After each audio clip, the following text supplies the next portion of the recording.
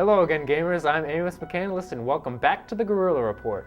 Grab your carbines and battle rifles, because this week we're rallying in the troops with Ensemble's Halo Wars, one of the year's most anticipated RTS titles. Go, go, go! In Halo Wars, you step into the boots of a UNSC commanding officer and try to defend your home turf from an invading alien race known as the Covenant.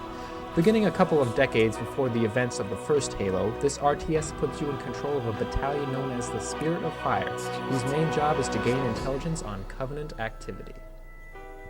Consoles have never been a nurturing environment for real-time strategy games, yet Halo Wars has done a good job at fitting in. With a simple control scheme, it's easy to take control of the battlefield. Everything is very streamlined and offers an enjoyable experience for those loyal to the RTS genre, or even for a few experimental gamers out there. Bungie took a step back for this addition to the Halo series, letting a company by the name of Ensemble Studios head in and take the job. While many would be skeptical about Ensemble taking over this project, they have really put together an entertaining and fun game. Its mysterious storyline makes for an element of suspense, with beautiful cinematics and great voice acting, and really pulls you into the gameplay. Halo Wars also offers both local and online multiplayer capabilities. With up to 16 multiplayer maps, you can use either the forces of the USNC or the advanced weapons of the Covenant to unleash your wrath on enemies and friends alike. Yet, Halo Wars still leaves more to offer. Hardcore RTS players, who will remember the old days of Warcraft or Age of Empires, will be disappointed at the lack of depth in this game. Even though multiplayer lets you play as the Covenant, the campaign is strictly human. Tricky maneuvers and troop distributions are hard to pull off because of the simplified controls, and offers little innovation. Also, sometimes it can be a little frustrating having to wait for troops and vehicles to move around.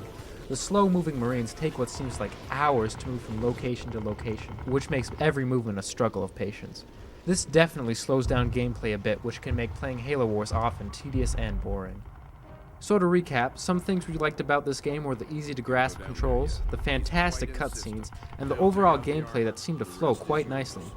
As for the cons, this game only lets you play one side of the story in campaign mode, which shows that Ensemble really didn't utilize the Halo storyline that they were working with.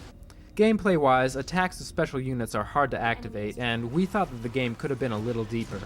Our verdict, RTS games are meant for computers, but the Halo series can definitely work well cross-platform.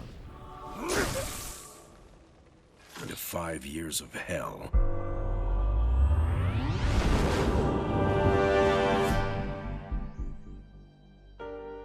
All in all, Halo Wars is an exciting and enjoyable game for those who are longtime Halo fans, or even for those classic strategy gamers out there. However, for those who are looking for something with a little bit more depth, will find their money better spent elsewhere.